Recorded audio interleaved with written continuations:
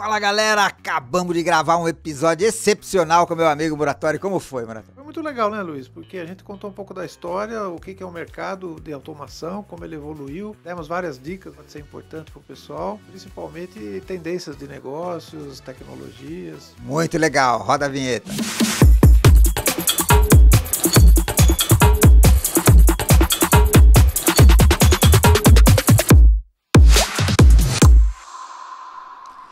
Olá, amigos e assinantes do Portal NetSeg. Estamos aqui de novo no Templo Sagrado da Shure, nesse estúdio maravilhoso, para mais um videocast que vai para o nosso canal. Então eu peço para você que está assistindo e ainda não está inscrito, se inscreve aí no nosso canal, deixa o seu like para que esse conteúdo possa ser enviado para mais pessoas e ativa o sininho aí para receber todas as informações, porque toda semana um episódio novo. Essa semana, especialmente, eu tô com um cara que é engenheiro de produção formado pela Poli e é administrador, tem especialização em administração de empresas pela GV, diretor da Marb System, que é uma das grandes integradoras aí que dá consultoria para projetos de automação residencial e predial para as grandes construtoras. Foi o criador e é gestor do Projeto Conectar. Também contém o prédio eficiente e o lar inteligente, participa como curador e instrutor do Instituto da Automação, atualmente é coordenador do grupo de trabalho da Comissão de Estudos de Eficiência Energética e Desempenho Térmico, é isso? Térmico nas edificações pela BNT. Não é brincadeira, não. Também atua como professor de pós-graduação, foi membro e fundador da AURESID, que é a Associação Brasileira da Automação Residencial. Então, nada mais, nada menos que meu amigo José Roberto Muratori. Muito obrigado pela presença, Muratori. Luiz, sempre um prazer a gente estar junto aí, compartilhando informações, falando para o mercado e aprendendo sempre, né? Também sim, a gente fala um pouco, mas a gente aprende muito também nessas conversas. É verdade, aprende muito mesmo, né? Assim, com você eu tenho aprendido desde a época que nós conhecemos, assim, levando vários conteúdos para os principais eventos aí do setor, tá com a gente lá na Integratec já há 2, 3 anos, desde 2017, levando conteúdo de casa inteligente com os maiores nomes do setor, já levou o presidente do Secov, um monte de gente bacana. E eu quero saber, conta um pouco dessa trajetória de um profissional que brigou com a automação desde que começou aqui no Brasil. É curioso saber que hoje nós estamos em 2024, né? E eu sempre lembro que o nosso marco foi 2000, o ano da minha chegada para o mercado de automação residencial da época. Se hoje ainda é um mercado que está em evolução, está sendo melhor entendido agora, você imagina 24 anos atrás, né? Olha só. Era um mercado muito incipiente ainda, mas a gente já via esse potencial e já via a necessidade já via eu e vários colegas que estavam atuantes na época. O mercado começou muito focado no Brasil na parte do home theater, na parte de sonorização, áudio e vídeo. Na época tinha a explosão das grandes TVs, né? Começou a surgir as TVs de plasma, verdade, no final da década de 90.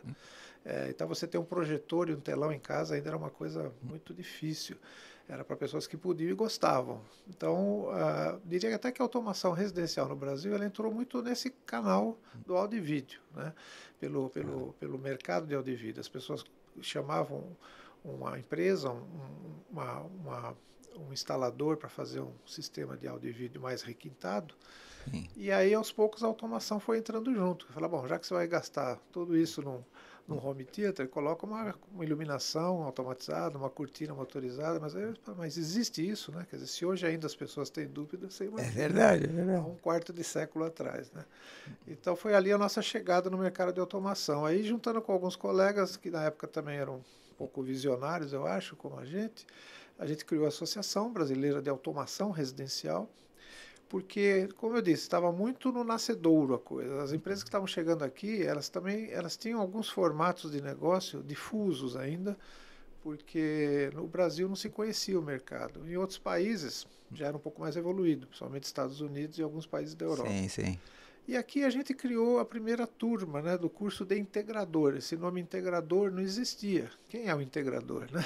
Então, tinha um instalador de sistemas de áudio e vídeo, tinha um especialista, mas não tinha o integrador, que é aquele que realmente faz o que o nome diz, né? Faz conversar as coisas diferentes. Então começou com, como eu te falei, áudio e vídeo, iluminação, uma cortina aqui, um ar-condicionado ali. Então, quer dizer, o nome integrador, ele passou a virar aí. E nós descobrimos com algumas empresas, normalmente eram empresas multinacionais, que já faziam esse trabalho lá fora, trouxeram seus primeiros cursos de certificação. Então, quer dizer, o mercado ele surgiu de uma forma até que organizada.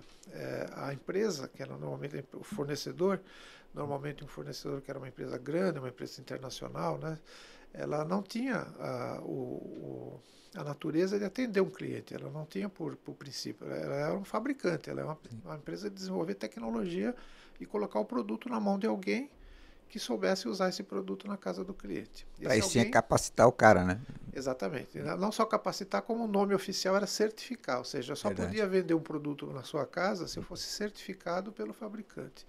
Então, o que nós fizemos nesses primeiros anos, durante um bom tempo, foi fazer essa junção. Primeiro, fazer alguns treinamentos conceituais, né, teóricos, quer dizer, começando a criar a mentalidade do integrador. O que você vai fazer? Como é que você vai montar uma empresa? Que tipo de parcerias você vai ter? Mas assim que você dava uma informação teórica, o cara falava, bom, mas agora eu preciso pôr a mão na massa. Que produto que eu vou instalar na casa do meu cliente? Aí você tem que apresentar as empresas para eles. Então, esse trabalho de conexão entre as empresas e os interessados em usar o produto, sim, a gente foi fazendo isso ao longo da primeira década, vamos dizer, até 2010, até 2015 mesmo. Não eram muitos fabricantes. Eu lembro que em 2008 nós tínhamos 15 empresas associadas, em 2015 nós já tínhamos quase 40. Quer dizer, então, olha, assim, dobrou. quando as empresas chegavam ao mercado, ou elas eram multinacionais, ou algumas, hoje a gente chama de startups, né? Mas algumas empresas que começaram aqui e deram muito certo, estão até hoje no mercado, desenvolveram o mercado local, outras eram pequenas distribuidoras, então, quer dizer, todos eles percebiam que tinham que usar um caminho mais formal para chegar no mercado. E esse caminho passava por não só treinamentos, mas depois você já começou a participar também de eventos, né? Sejam feiras, pequenas exposições. E esse foi o nosso trabalho durante muito tempo, né? Isso do lado da promoção de cursos e de eventos. Você diria que o home theater foi o carro-chefe para chegar à automação naquela época, quando começou? Como eu te falei, foi o ponto focal. Na verdade, muitas empresas que na época só vendiam home theater, né? Elas começaram a trazer algumas soluções que eram periféricas. Então, como eu falei, normalmente se focava numa sala de TV, onde já se colocava um baita sistema de som, um telão, tudo ficava muito, muito bem resolvido. Mas aí, por que não colocar um equipamento de som, de iluminação inteligente? Por que não colocar um blackout para baixar e poder, né, e fazer a tela motorizada? Então, aos poucos vieram trazendo essas soluções.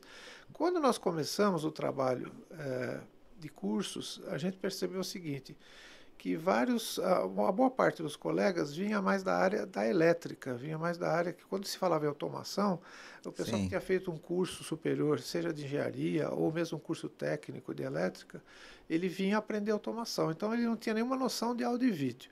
Então, a gente começou a gerar dois panoramas diferentes. As empresas de áudio e vídeo, aos poucos, começaram a entender de automação, mas no nível ainda restrito.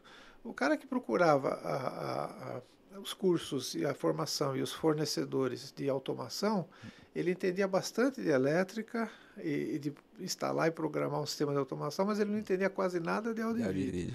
Então, aí em 2015, foi essa data, 2015, 2016, nós lançamos também um curso de áudio e vídeo. E foi curioso que a gente lançou um curso de áudio e vídeo depois de muito procurar por instrutores e como a gente ia fazer isso.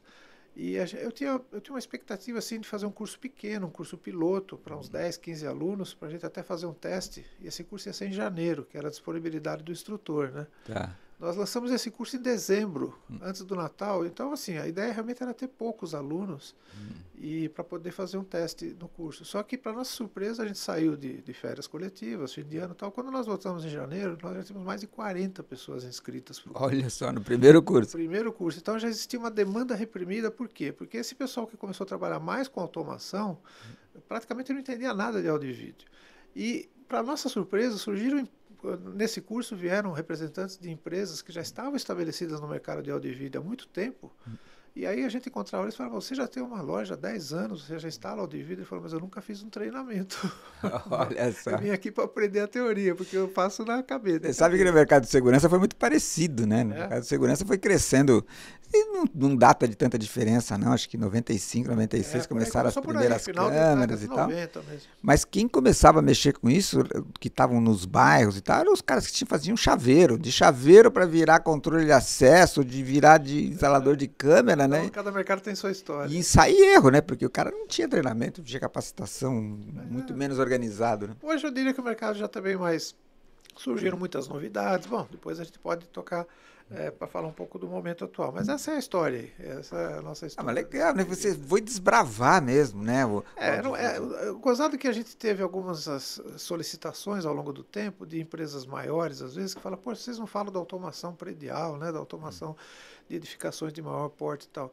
Durante um tempo a gente evitou isso, mas eu evitava conscientemente, porque eu olhava que o mercado residencial, ele era assim, eu falava que era um recém-nascido, né? Então ele precisava de um embalo, ele precisava de mais atenção. Se nós começássemos a divagar e olhar outras coisas, a gente talvez não desse a atenção que nós pudemos dar. Perdeu o foco, né? Então agora nós invertemos, agora nós começamos a abrir mais a nossa visão de automação, porque logicamente sempre existiram os prédios de corporativos, né? Você fala aí um shopping center, você fala um prédio aqui da Faria Lima e tal, esses prédios sempre tiveram uma visão assim de prédios com automação, com sustentabilidade, mas também foi gerada uma necessidade muito grande hoje nos prédios normais, os prédios que nós moramos, né? Os prédios que nós estudamos, enfim, então de repente essa automação hoje eu estou chamando, não chamo mais nem de residencial nem de predial, eu falo automação de edificações. De edificações, é verdade. É muito aberto, né? Um cliente que te chama para fazer a casa dele, ele fica satisfeito, aí ele chama para fazer a rede de lojas, ou o consultório da esposa, ou enfim, e então vai expandindo. A coisa vai embora. Então hoje eu chamo automação de edificações. A partir de 2015, 2016 também a gente começou a lançar a ideia do prédio eficiente, que é um outro um núcleo nosso, né? Então nessa área a gente atraiu também outros tipos de fornecedores, outros tipos de projetistas, né? Então hoje quando se fala em automação a gente procura estar sempre olhando essa visão ampla, a parte do treinamento, a parte da capacitação, o residencial, o predial e esse genérico aí que eu estou falando. Eu quero ouvir de você um pouco sobre a questão da eficiência energética, né? Eu vi, por exemplo, a Sonf apresentando uma cortina lá na Feicom, que ela mostrava que apertava um botão e ela abria só aquele tanto para dar ventilação. Exatamente. Então ali ele já tinha a questão da energia, quando o sol se põe, automaticamente tinha uma programação que a cortina desce, a iluminação apaga quando o sol está alto, para você usar a luz externa. Isso está convergindo com a automação? Muito. Na verdade, os curiosos aí podem até entrar lá. Nós fizemos recentemente, criamos um ecossistema do prédio eficiente. E listamos 7 setores que se juntam justamente para tratar o assunto da eficiência. Tá? Quando você fala em eficiência de prédios, de edificações, as pessoas muitas vezes pensam só na eficiência de energia, né? Quero economizar energia ou economizar água, recursos. Mas não, a eficiência ela tem que ser muito abrangente.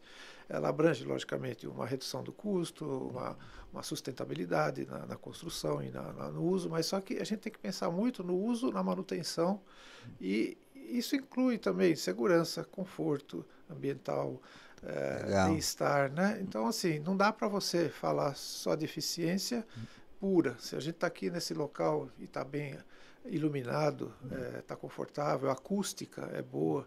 Então, quando você falou da iluminação, né, a fachada, por exemplo, as fachadas que a gente chama, hoje elas têm que ser muito bem estudadas do ponto de vista não só da iluminação, a parte térmica e a parte acústica, né? Então, quando você pensa em tudo isso, quer dizer, que fachada esse prédio vai ter para ser o mais sustentável na sua construção e depois confortável e econômico no seu uso. Então, depois, quem quiser, entra lá no predioeficiente.com.br, clica no ecossistema. Olha a dica, vou deixar aqui escrito o site Prédio Eficiente para vocês poderem acessar e conhecer um pouco mais disso. Bem na entrada, a gente desenvolveu, nós fizemos em parceria com colegas aí, você clica ali na primeira página, e vocês vão ver 7 ecossistemas, eu vou citar rapidamente, mas é lá.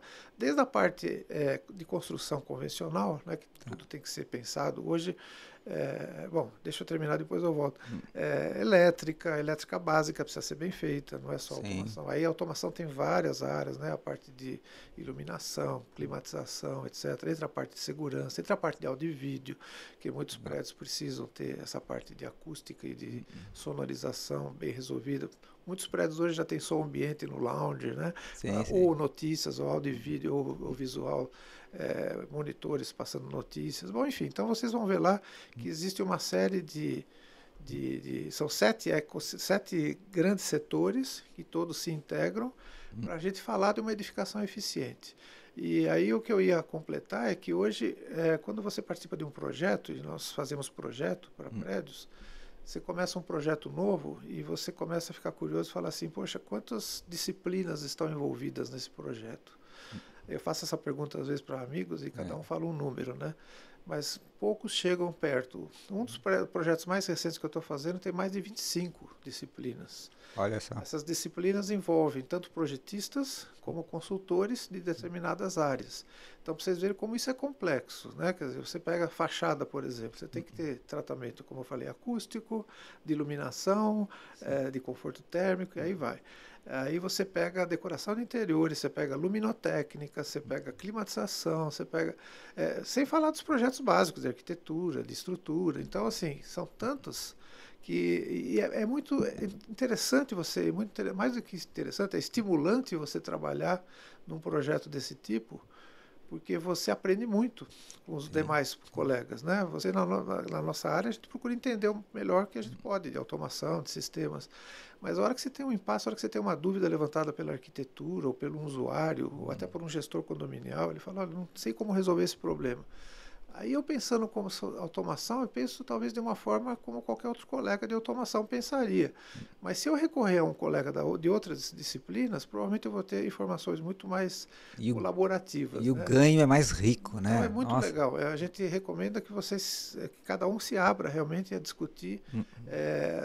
Graças a Deus voltamos um pouco para as reuniões presenciais, e não são presenciais, pelo menos são online, mas a gente consegue discutir, aprender, brincar com os outros. Então, essa troca de ideias é extremamente interessante e produtiva para nós, né? E agora um pouquinho da sua experiência, né, com a integradora, né, a Marble System.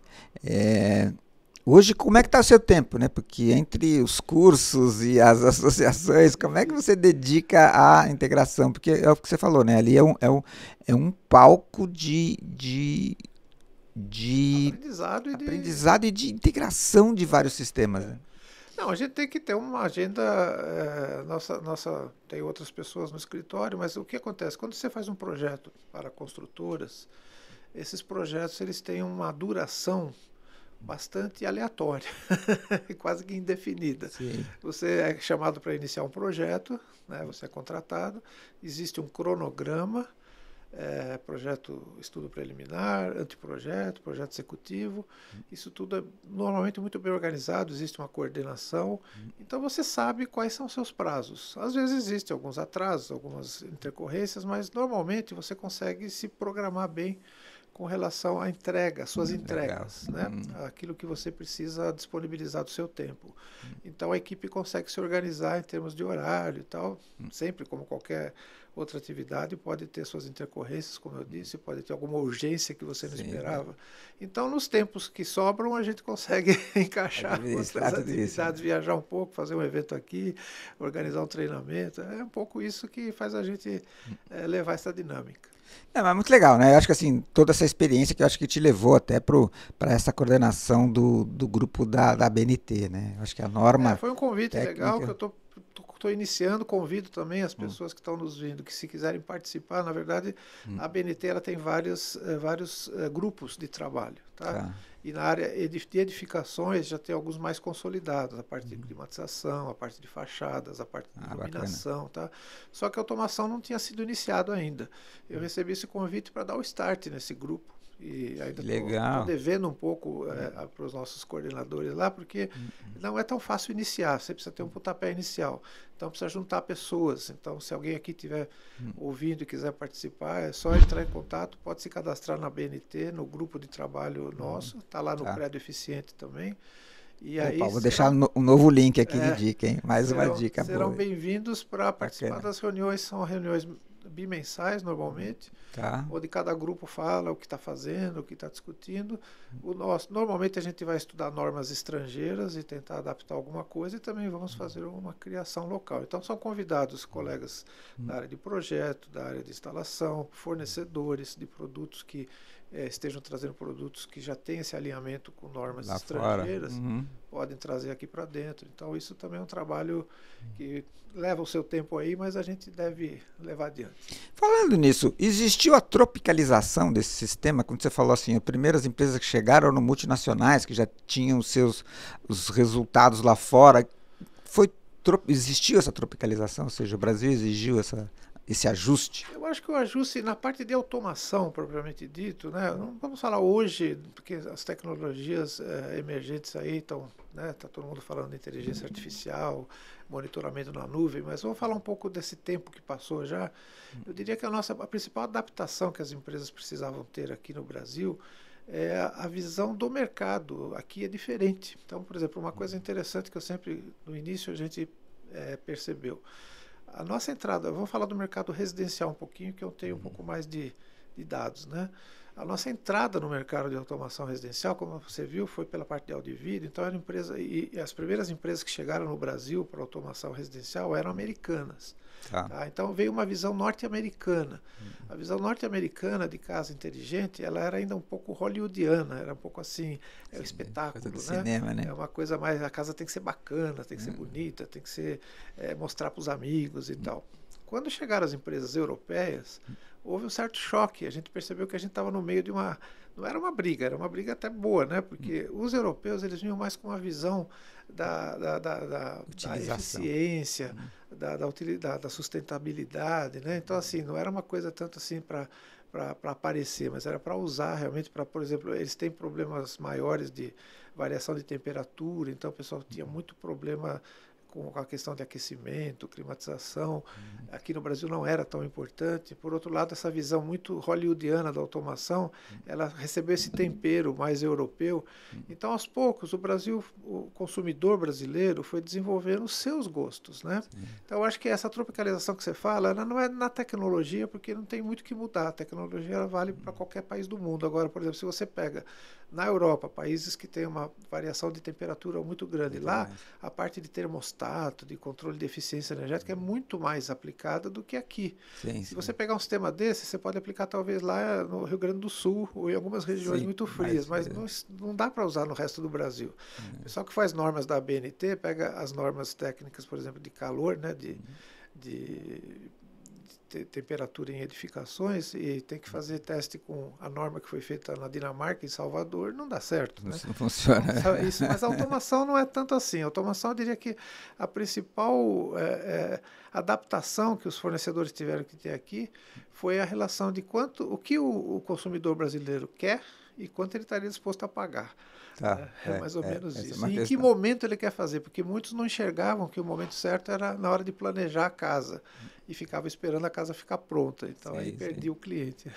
Você falou de uma coisa que eu também acho bem importante, né? Hoje a importância da integração desses diversos sistemas, né? Você falou de ecossistemas aí para um prédio que começa com 7 itens diferentes.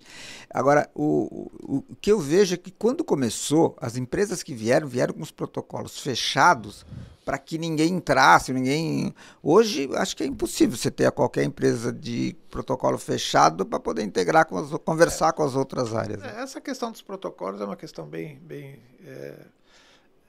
ampla, né, de discussões. Já desde que eu me dou por gente no mercado, sempre se falou em unificar os protocolos, os fabricantes querem se juntar, existem essas tentativas, mas eu diria que a questão da linguagem de comunicação, de programação, ela é muito mais uma questão mais comercial do que técnica. Então, as empresas realmente, elas, por um grande tempo, elas sempre preferem se fechar para que as soluções sejam mais dela do que de outros parceiros ou de outros potenciais concorrentes. Mas isso é uma questão recorrente na automação. As empresas percebem que seus projetos podem ser até mais vendidos, mais ofertados, ter uma demanda maior se eles tiverem uma comunicação com outros. Então, há uma facilidade maior hoje, sem dúvida, nessa comunicação através dos chamados gateways e outras tecnologias em nuvem, né? Porque hoje, se dois fornecedores resolvem se conversar na nuvem, eles já ajudam tremendamente o coitado que está aqui lá programando, né? Hoje o que eu ouço mais, né, lá no nosso portal de negócio, que o forte ainda é a segurança, né? É a questão da cibersegurança, né? Porque está colocando tudo na nuvem, né? E os invasores continuam cada vez mais aperfeiçoados aí para invadir, para entrar e tal. Entrar nas nuvens, né? Então, assim, é uma questão que ainda tá bem alta, é muito difícil controlar essa quantidade de informação na nuvem, né? Tem muita gente que ainda tem seus data centers. Já é outra pegada. É necessário estudar, mas quem está lá no chão da casa ou no chão do prédio quer fazer funcionar. Quer fazer funcionar, quer integrar, quer ligar o botão e não deixar funcionar. Não, mas legal. Acho que a gente ficaria aqui falando horas, tem né? Bastante assunto. Muita informação. Já fica aqui aberto o convite para a gente voltar a falar de alguns pontos específicos, é muito bacana. Mas agora eu quero ouvir de você qual a sua paixão de áudio, já que nós estamos aqui nesse espaço. Eu adoro música, né? Sou aficionado. Comecei na automação por causa de um amigo que morava nos Estados Unidos e começava a trazer todas as coisas de áudio e vídeo de lá, trazia Laserdisc na época, ainda tenho meus Laserdiscs, aquelas fitinhas pequenas da Sony, que eu gravava DVD nelas, porque os filmes eram caros, ou a gente alugava um filme e gravava na fitinha para poder assistir depois. Isso foi muita curtição. E eu guardo muito disso hoje ainda, não consegui me desfazer de CDs, nem de Laserdisc, nem de DVD. Legal. Quando dá, senta lá em casa e fica vendo, ouvindo, mas eu sou um ouvidor de música bastante... É legal, né? Eu lembro que você tem um museu, inclusive, da automação, né? Porque tem peças guardadas lá de... Algum dia a gente vai expor isso em algum lugar público aí para poder ficar... A gente foi guardando isso ao longo do tempo. E, como eu te disse, começou muito com áudio e vídeo. Hoje, um dos receivers que eu mais uso é de 1998. Eu faço questão de manter ele funcionando, porque eu gosto muito do áudio dele. Então, que legal. Posso trocar outras coisas, mas o receiver está lá velho e forte. É bacana. E você sabe que isso que você falou é bacana, né? Vale a pena você expor e ter essa oportunidade de mostrar essa história da automação. Eu tive no showroom da Projetelas. Ele tem lá também todo um histórico, um cantinho lá das coisas, primeiras peças e tal que eles foram fazendo, né? E tive na IBM também, na entrada do prédio da IBM, embaixo no térreo, ele tem um museu que mostra lá as primeiras máquinas deles. Eu vou levar para lá então uma caixinha da IBM que eu tenho de 98, os primeiros módulos de automação. Vale a pena visitar. Residencial. Ele põe a história com a data, o que significou aquele momento e tal. E assim, uma coisa que eu percebi, Monatori, a tecnologia, ela sempre foi mudando. Só que na timeline que ele colocou lá, chegou uma hora que as coisas mudaram muito rápido. Tem coisas que a gente viu, nem lembra mais porque passou rápido, logo já veio na sequência. Para você ter ideia, em 2008, 2010, até 2010, se você quisesse interagir com a sua casa pelo celular, você tinha que mandar um SMS para sua casa. Então, no quadro de automação da sua casa, que era um quadro de automação ainda, você tinha que ter um chip pré-pago, porque senão a casa não recebia a ligação. Tá vendo? Isso faz 10 anos e pouco, 12. Que legal. E é isso mesmo, né? Hoje você tem o botão de pânico todo ligado no celular, apertou lá, sai aqui. Totalmente pervasivo, tudo, né? Então a gente vivenciou essas épocas aí. Muito legal, muito legal. De novo, agradeço aqui a sua participação, uma honra receber toda essa sabedoria, dividir com o nosso público que está aqui presente, foi bem bacana. Vamos fazer isso mais vezes, a gente vem fazendo grandes eventos, aí isso é bacana, porque mantém todo mundo informado e vai disseminando. Junta os amigos, conversa, bate papo, né? E vai falando. Isso aí. Esse é o nosso espaço, nosso videocast, aqui terminando mais uma edição do nosso videocast. Vou pedir de novo, se você não é inscrito, se inscreve aí. Vamos deixar todas as dicas aqui no vídeo, assiste até o final. dá o like aí para que muita gente receba, que o YouTube entenda a importância de levar para várias pessoas. E na próxima semana teremos mais um. Tchau!